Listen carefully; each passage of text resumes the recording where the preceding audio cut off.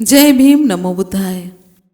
बाबा साहेब के बारे में इतनी बातें हैं कि जितनी भी पता करो कम है। इसलिए आज ग्रुप की सहायता से ये जानने की कोशिश की, दलित वर्ग के लिए सबसे ज्यादा आवाज किसने उठाई। जब ये सवाल ग्रुप से किया गया तो उसने जवाब दिया, दलित वर्ग के लिए सबसे ज्यादा आवाज उठाने वाले व्यक्तियों में से एक और सबसे प्रमुख नाम डॉक्टर भीमराव अंबेडकर का है। उन्हें दलितों के अधिकारों, सामाजिक समानता और शिक्षा के लिए लड़ने वाले महान नेता के रूप में जाना जाता है।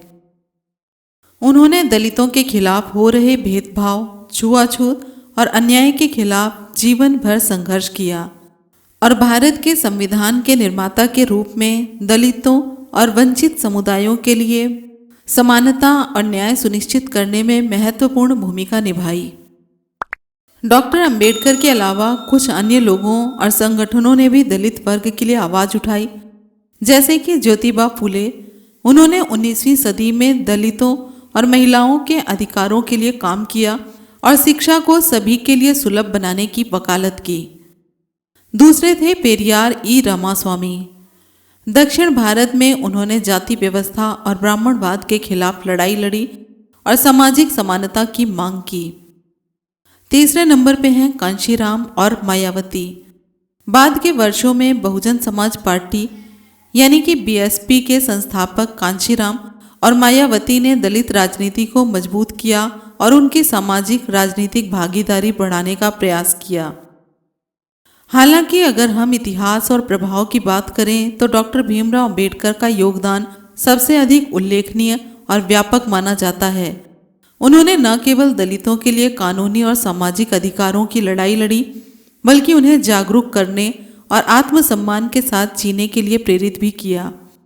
उनकी लिखत और भाषण आज भी दलित आंदोलन को प्रेरणा देते हैं। इसके आगे ग्रोक ने कहा, अगर आपको और जानकारी या विशिष्ट पहलुओं के बारे में जानना हो तो मुझे बताएं। फिर हमारा अगला सवाल था, बाबा साहेब ने देश की प्रगति के लिए कौन कौन से कार्य किए।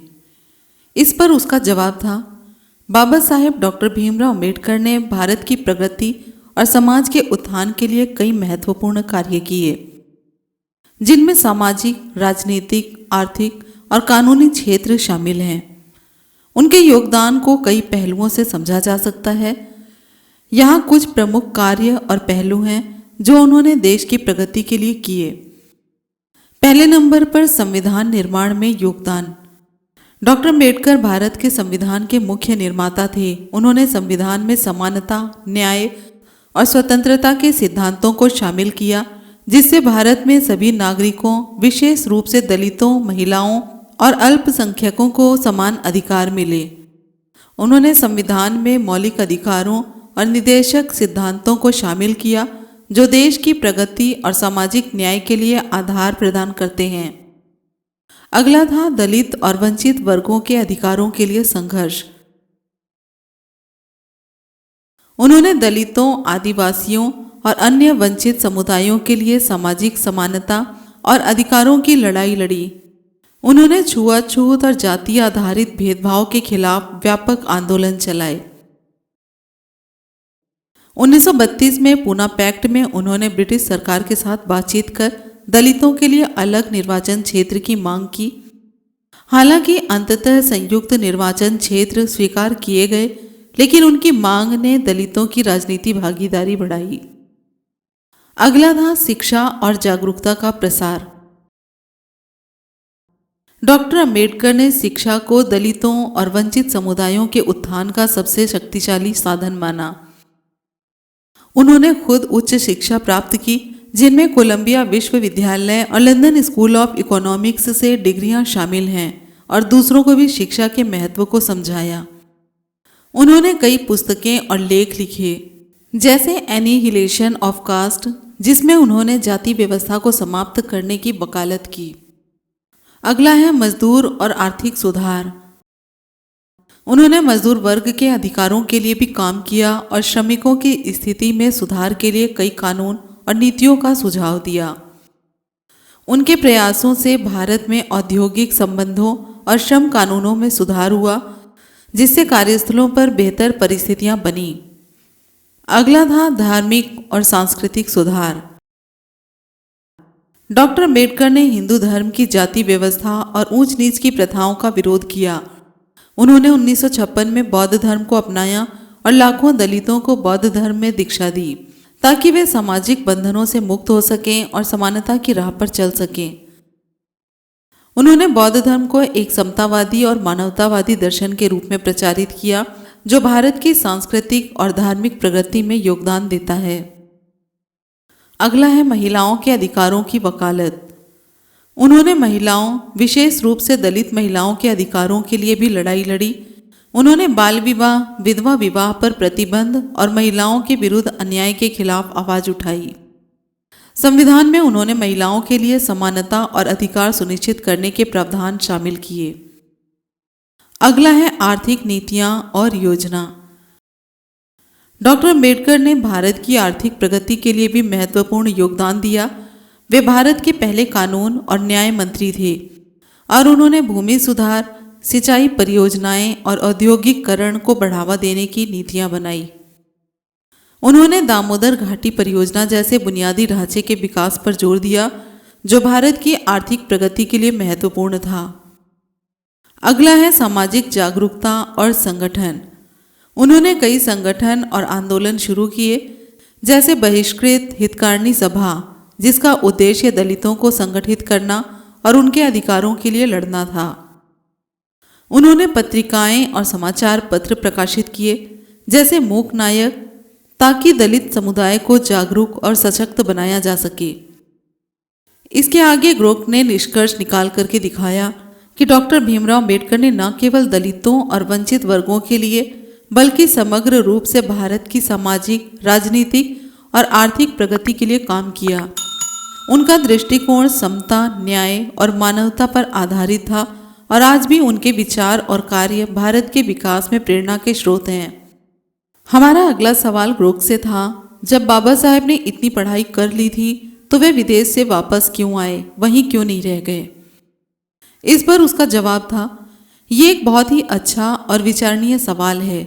डॉक्टर भीमराव अम्बेडकर ने विदेश में उच्च शिक्षा प्राप्त की जिसमें अमेरिका कोलंबिया विश्वविद्यालय और ब्रिटेन में लंदन स्कूल ऑफ इकोनॉमिक्स से डिग्रियां शामिल हैं। उन्होंने अर्थशास्त्र, कानून और राजनीति विज्ञान में पीएचडी और अन्य डिग्रियां हासिल की। फिर भी वे विदेश में नहीं रहे और भारत लौट आए। इसके कई कारण हैं जो उनके चरित्र, दृष्टिकोण और मिशन को दर्शाते हैं। आइए इन कारणों पर विस्तार से चर्चा करें। इसके आगे ग्रोक ने जितने भी इनके कारण थे उनको विस्तार पूर्वक बताया है कि किस तरह से बाबा साहेब ने देश के लिए काम किया। सबसे पहले ग्रोक ने देश और समाज के प्रति प्रतिबद्धता को दर्शाया है। उसने कहा, डॉक्टर अम्बेडकर का मूल मकसद भारत में सामाजिक अन्याय, विशेष रूप से दलितों और वंचित समुदायों के प्रति हो रहे भेदभाव को खत्म करना था। वे मानते थे कि विदेश में रहकर वे इस मिशन को पूरा नहीं कर सकते। उनका मानना था कि बदलाव तभी संभव है जब वे सीधे तौर पर भारत की समस्याओं से जुड़ें और उनके समाधान के लिए काम करें। वे अपनी मातृभूमि के प्रति गहरा लगाव रखते थे और चाहते थे कि भारत एक समान और न्यायपूर्ण समाज बने। विदेश में रहकर वे इस लक्ष्य को प्राप्त नहीं कर सकते थे। अगला पॉइंट ग्रोक ने रखा है, दलितों और वंचितों के लिए लड़ाई। डॉक्टर अम्बेडकर ने अपने लक्ष्य का दलितों, आदिवासियों और अन्य उत्पीड़ित समुदायों को अधिकार दिलाना और उन्हें सशक्त बनाना रखा था। वे जानते थे कि भारत में जाति व्यवस्था, छुआछूत और सामाजिक असमानता जैसी समस्याएं विदेशों में नहीं थी, बल्कि ये समस्याएं भारत की जड़ों में थी। इसलिए वे वापस आए और इन मुद्दों से सीधे निपटने लगे। उनकी शिक्षा और ज्ञान को वे भारत में लागू करना चाहते थे ताकि वे देश के लोगों, विशेष रूप से दलितों को शिक्षित और संगठित कर सकें। अगला पॉइंट था राष्ट्रीय जिम्मेदारी और स्वतंत्रता संग्राम। जब डॉक्टर अम्बेडकर विदेश में थे उस समय भारत ब्रिटिश शासन के अधीन था और स्वतंत्रता संग्राम चरम पर था। हालांकि वे स्वतंत्रता संग्राम के कुछ नेताओं से असहमत थे, जैसे कि गांधी जी के कुछ विचारों से। फिर भी वे भारत की राजनीतिक और सामाजिक स्वतंत्रता में योगदान देना चाहते थे। वे मानते थे कि स्वतंत्रता के बाद भी यदि सामाजिक समानता नहीं होगी तो राजनीतिक स्वतंत्रता का कोई मतलब नहीं होगा। इसलिए वे भारत लौट आए और स्वतंत्र भारत के निर्माण में सक्रिय भूमिका निभाई। अगला पॉइंट है शिक्षा और ज्ञान को साझा करने की इच्छा। डॉक्टर अम्बेडकर ने जो ज्ञान और शिक्षा विदेश में हासिल की उसे वे भारत के लोगों के साथ साझा करना चाहते थे। वे जानते थे कि भारत में शिक्षा की कमी और अज्ञानता के कारण कई सामाजिक बुराइयां पनप रही हैं। इसलिए वे वापस आए और लोगों को शिक्षित करने, जागरूक करने और सुधार लाने के लिए काम किया। उन्होंने कई किताबें, लेख और भाषण लिखे जो आज भी भारतीय समाज को प्रेरणा देते हैं। अगला पॉइंट है निजी और सांस्कृतिक जुड़ाव। डॉक्टर अम्बेडकर का भारत और उसकी संस्कृति से गहरा भावनात्मक और सांस्कृतिक जुड़ाव था। वे विदेश में रहकर अपने लोगों और अपनी जड़ों से दूर नहीं रहना चाहते थे। उनकी पहचान और मिशन दोनों ही भारत से जुड़े थे।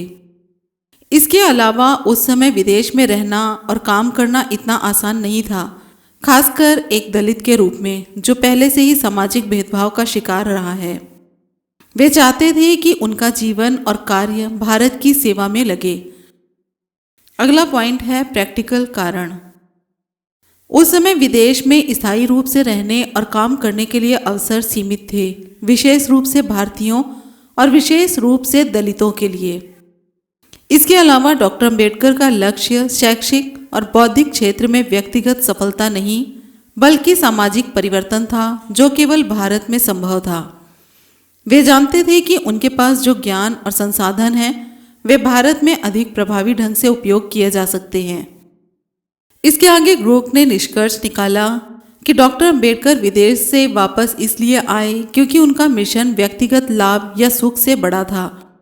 वे भारत को एक समान, न्यायपूर्ण और शिक्षित समाज बनाना चाहते थे और इसके लिए उन्हें अपनी मातृभूमि में रहकर अपने लोगों के बीच काम करना था। उनका जीवन और कार्य इस बात का प्रमाण है कि वे एक महान नेता, विचारक और समाज सुधारक थे। उन्होंने अपने ज्ञान और शिक्षा को देश की सेवा में समर्पित किया। ग्रुप के जवाब से प्रेरित होकर हमने एक और सवाल किया कि क्या बाबा साहेब विदेश में रहकर भारतीय दलितों के उत्थान के लिए कोई कार्य नहीं कर सकते थे? इस सवाल का जवाब ग्रुप ने बहुत ही सटीक और अच्छे से दिया। उसने लिखा, यह एक बहुत ही प्रासंगिक और गहरा सवाल है। टेक्निकली बाबा साहेब डॉक्टर भीमराव अंबेडकर विदेश में रहकर भी भारतीय दलितों के उत्थान के लिए कुछ कार्य कर सकते थे, लेकिन व्यवहारिक, सामाजिक और रणनीतिक कारणों से उनका भारत लौटना और यहाँ से काम करना अधिक प्रभावी और आवश्यक था। आइए इस सवाल को विस्तार से समझें कि वे विदेश में रहकर क्या कर सकते थे और क्यों वे ऐसा नहीं करना चाहते थे या फिर नहीं कर पाते थे। पहला पॉइंट है विदेश से क्या कर सकते थे। अंतर्राष्ट्रीय जागरूकता फैलाना। डॉक्टर अम्बेडकर विदेश में रहकर अंतर्राष्ट्रीय मंचों पर भारत में दलितों के उत्पीड़न और सामाजिक अन्याय के बारे में जागरूकता फैला सकते थे।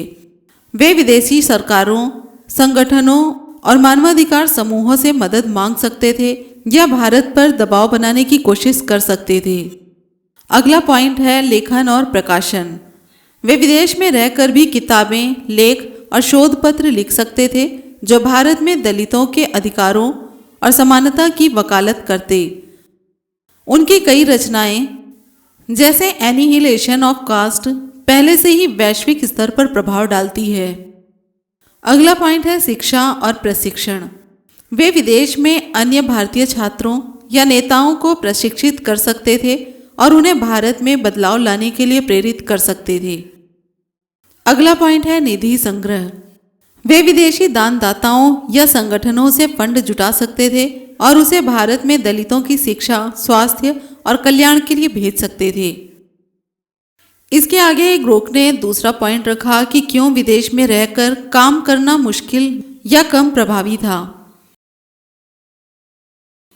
हालांकि उपरोक्त कार्य संभव थे, लेकिन कई कारण थे कि डॉक्टर अम्बेडकर ने विदेश में रहना उचित नहीं समझा और वे भारत लौट आए। इन कारणों को समझने से यह स्पष्ट होता है कि उनके मिशन के लिए भारत में शारीरिक उपस्थिति और सीधा संपर्क आवश्यक था। पहला पॉइंट दिया, सीधा संपर्क और नेतृत्व की आवश्यकता। दलितों और वंचित समुदायों को संगठित करना, जागरूक करना और नेतृत्व प्रदान करना एक ऐसा कार्य था जो केवल भारत में रहकर ही प्रभावी ढंग से किया जा सकता था। विदेश से वे केवल सैद्धांतिक या लिखित मार्गदर्शन दे सकते थे, लेकिन स्थानीय समस्याओं जैसे छुआछूत, भूमि अधिकार और रोजगार से निपटने के लिए उनकी शारीरिक उपस्थिति और नेतृत्व की जरूरत थी। उदाहरण के लिए उन्होंने भारत में कई आंदोलन और संगठन जैसे बहिष्कृत हितकारिणी सभा और शेड्यूल कास्ट फेडरेशन की स्थापना की, जो उनके सीधे संपर्क और प्रेरणा से संभव हुए। अगला पॉइंट है सामाजिक और सांस्कृतिक संदर्भ। भारत की जाति व्यवस्था, सामाजिक रीति रिवाज और ऐतिहासिक पृष्ठभूमि जैसी समस्याएं ऐसी थी जिन्हें केवल स्थानीय स्तर पर समझा और सुलझाया जा सकता था। विदेश से रहकर ये मुद्दे दूर से समझने और सुलझाने में कठिनाई होती। डॉक्टर अम्बेडकर को भारत की ज़मीनी हकीकत, स्थानीय भाषा और सांस्कृतिक नुकसान को अच्छे से समझने की जरूरत थी, जो विदेश से संभव नहीं था। उदाहरण के लिए उन्होंने पूना पैक्ट 1932 में ब्रिटिश सरकार और अन्य नेताओं के साथ बातचीत की, जो केवल भारत में रहकर ही संभव थी। नेक्स्ट पॉइंट है राजनीतिक और कानूनी प्रभाव। डॉक्टर अम्बेडकर ने भारत की स्वतंत्रता के बाद संविधान निर्माण में और कानून मंत्रालय में महत्वपूर्ण भूमिका निभाई। ये सभी कार्य केवल भारत में रहकर ही संभव थे। विदेश से वे भारतीय राजनीति या कानूनी व्यवस्था में सीधा हस्तक्षेप नहीं कर सकते थे। उनके प्रयासों से संविधान में दलितों और वंचितों के लिए आरक्षण, समानता के अधिकार और अन्य प्रावधान शामिल हुए, जो उनके भारत में होने की वजह से संभव हो पाए। नेक्स्ट पॉइंट है संसाधनों और पहुंच की सीमा। उस समय यानी कि 20वीं सदी की शुरुआत और मध्य में संचार और परिवहन के साधन सीमित थे। विदेश से भारत में प्रभावी ढंग से काम करना तकनीकी और वित्तीय रूप से चुनौतीपूर्ण था। आजकल डिजिटल और इंटरनेट की सुविधाओं के साथ यह आसान हो सकता था, लेकिन उस समय यह संभव नहीं था। इसके अलावा विदेश में रहते हुए उन्हें स्थानीय समस्याओं जैसे ग्रामीण क्षेत्रों में दलितों की स्थिति का सीधा अनुभव नहीं हो सकता था। नेक्स्ट पॉइंट है निजी और नैतिक जिम्मेदारी। डॉक्टर अम्बेडकर का मानना था कि उनके पास जो ज्ञान और संसाधन हैं, उन्हें अपने लोगों और देश की सेवा में लगाना उनकी नैतिक जिम्मेदारी है। वे विदेश में रहकर सुख सुविधाएं और सम्मान पा सकते थे, लेकिन उन्होंने चुना कि वे भारत में रहकर कठिनाइयों का सामना करेंगे और बदलाव लाएंगे। उनकी ऑटोबायोग्राफी और भाषणों से यह स्पष्ट है कि वे अपने समुदाय और देश के प्रति गहरा कर्तव्य बोध रखते थे। फिर ग्रोक ने बताया कि क्या वे विदेश में कुछ कर सकते थे, लेकिन क्यों नहीं किया। हाँ, वे विदेश में रहकर भी कुछ हद तक काम कर सकते थे, लेकिन उनका मानना था कि असली बदलाव के लिए उन्हें भारत में रहना और लड़ना होगा। वे नहीं चाहते थे कि उनका योगदान केवल किताबों या भाषणों तक ही सीमित रहे। वे चाहते थे कि उनका प्रभाव सीधे तौर पर भारतीय समाज पर पड़े। इसके अलावा विदेश में रहने से उनकी पहुंच और प्रभाव सीमित होता। उदाहरण के लिए यदि वे अमेरिका या ब्रिटेन में रहते तो भारतीय सरकार या स्थानीय नेताओं पर दबाव डालना मुश्किल होता, लेकिन भारत में रहकर उन्होंने न केवल सरकार पर दबाव डाला बल्कि जनता को भी संगठित किया।